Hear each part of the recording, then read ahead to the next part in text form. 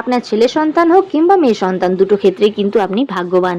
যাচ্ছি আজকে এম বাজারের পাশে নতুন বাজার কলকাতা খুলেছে। তোমরা যারা প্রথম থেকে আমাদের ব্লগ দেখো তারা ভালো করেই জানো, বাড়ি থেকে টোটো করে আমাদের এম বাজার লাগে 3 থেকে 4 মিনিট। তার পাশেই নতুন খুলেছে বাজার কলকাতা। তো চলে এসেছি আমরা টোটো করে, আর দেখো এম বাজারের একদম পাশাপাশি রয়েছে বাজার কলকাতা। বাজে এখন দুপুর 2:30, আর মলে ঢুকেই বাবুর উৎপাত একদম শুরু। এক জায়গায় টিকছিল না, এদিক থেকে ওদিক, ওদিক থেকে এদিক। এজন্যই বাবুকে নিয়ে যখনই আমরা কোথাও বাইরে বেরাই তখন আমরা অ্যাটলিস্ট 3 থেকে 4 জন যাই, কারণ ওকে দেখার জন্য একটা লোকের তো দরকার লাগেই, সেটা আমি হোক কিংবা হাজব্যান্ড হোক কিংবা মা হোক কিংবা বাবা হোক। তো বাবা আজকে আসেনি, চলে এসেছিলাম আমরা বাবুর জন্য শপিং করতে।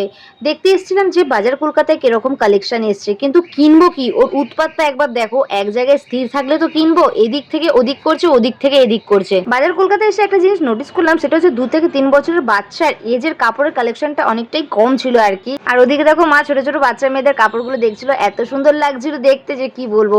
আর এখানে হাজবেন্ড দেখছিল শার্ট, টি শার্ট আর জিন্স দেখছিল। কালেকশন গুলো বেশ ভালোই ছিল, আর ওয়েস্টার্ন কাপড়ের কালেকশন গুলো ঠিকঠাকই ছিল।